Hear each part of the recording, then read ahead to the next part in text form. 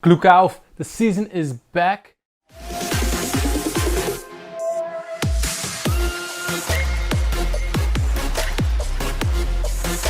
And we start with a preseason game against VERL, SC VERL of all teams. Good news, Schalke scored 4 goals. What? However, we gave up 5 goals. What the fuck? Scoring started in the 17th minute through Janic, and literally the next kickoff, Schalke give up another goal, down 2-0.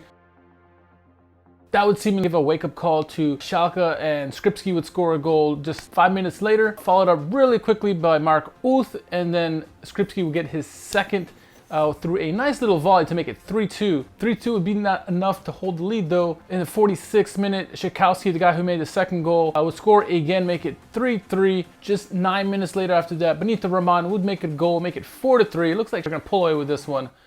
However, it's Schalke, the defense has been issues. Korb would score a goal to make it 4-4, and then 2 minutes after that, Schakowsky would get his hat trick, make it 5-4. I don't know what to say about this game. It's head scratching. Well, it's nice that we scored 4 goals. 5 goals against a team like SC VERL is not the way you want to start your preseason game. Yes, people stay healthy. Some guys like Kabak, Skripski looked decent, but the defense were shambolic, honestly. Ferryman made some big saves in the game, some one-on-one saves. He made some timely saves as well, but the defense was nowhere to be seen. Just watching the highlights, every time they were in the box for Schalke, the defense was gone. The only person you ever see is Stambouli. And that's not the way you want to start the preseason here. Like I said, good that we scored, but it's against SC VERL, so nothing to hang your hat about. I mean, some teams like Mainz just beat somebody 6-0, who's better than SC VERL. And if you look at all the Bundesliga clubs, they pretty demolished everybody else that they played against, other than Schalke. So it's probably too early to tell, but not a good sign to see the defense leaking up 5 goals just like the way they did. So I don't know what to make of it. Let's see what the next game holds. Let's look into some other news here. Some quick, fast hits here. First, Weston McKennie looks like he's maybe staying at Schalke. The rumor had been that he would be going to Hertha Berlin. Why Hertha Berlin? Because we've been hearing this whole time that he wants to go to a Premier League club and play in Champions League. And Hertha Berlin's been the team that's supposedly in the front here. They kept saying that they want to pay 20 million euros for Weston McKennie. Schalke said, no, we want 48 million euros. And that's the good right tactic, because you should not take chump change for McKennie. I don't care. If you're going to lose him for some money. So they don't want to pay 48 million euros. McKennie also says, I'm not so sure about the project at Hertha Berlin. I don't see them challenging for Champions League and the Bundesliga title, which is true. All the money they have over there doesn't mean they're going to be challenging for a title anytime soon or a Champions League spot. So smart on that. And also McKennie himself has said that I want to go to a Premier League team and challenge for Champions League and stuff like that. And this would be contrast to what he says with him going to Hertha Berlin. So I thought this was just a rumor that somehow magnified through all these times. But it sounds like Hertha Berlin deal is off, thankfully.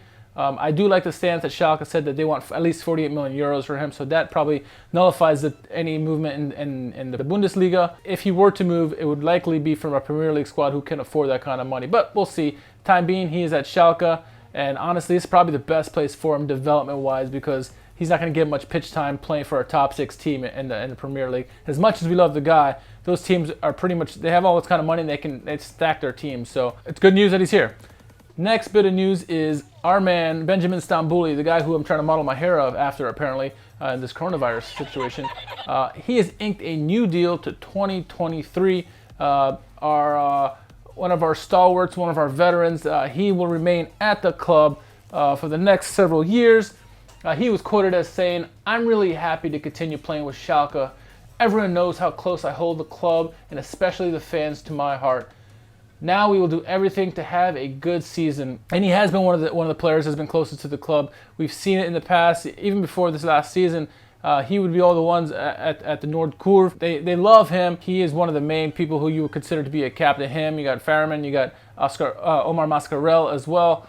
But it's great to see Stambouli, because many thought that he was going to leave. I thought he was going to leave after the season, and I'm glad he's going to remain. After losing Caligiuri, we need to have a veteran leadership in the locker room. to help stabilize the club when things go wrong. And the last bit of news is 16-year-old Dan Rose, who we just signed as a goalkeeper for the future for Schalke. Many wonder why this former Everton academy player wants to come to Schalke, and frankly, many of his own peers would tell him, "What are you doing? Why are you going over there?" Dan Rose has said, people said that the language would be difficult for me, but I already know the German language, so that's not a problem for me. I feel comfortable speaking German and being able to pick up the language even faster that way. So that's one good sign. But he said the main reason, many people looked at the John Joe Kenny situation, how he didn't get a full-time contract. I guess they don't know about Schalke's money problems. Many people try to use that John Joe Kenny situation to tell him not to come to Schalke. However, he said the main reason he wants to join Schalke is because they have developed goalkeepers in their history. Jans Lehmann, Manuel Neuer, and Alexander Nubel. Just some of the names that came up through the Schalke ranks, and he wants to emulate those guys, and that's a fantastic thing to hear from Dan Rose. So it's still early in the preseason. The season doesn't start until a few weeks away, about a month away probably here. So training camp's going to start ramping up here very soon once September hits. Let's stay tuned. Any other breaking news that comes, we'll try to get to you. Any kind of preseason game that we have, the good, the bad, and the ugly, we'll get to you as soon as possible. But thank you for watching SchalkeMerica. If you haven't done so yet, make sure you follow us on Twitter and Instagram and Facebook at SchalkeMerica. And obviously, you can follow our podcast anywhere that streams radio, iHeartRadio, Spotify, Soundcloud, Apple Podcasts, you name it, we're there. We'll catch you here soon on either YouTube or on the airwaves. Until then, see you soon. Tschüss.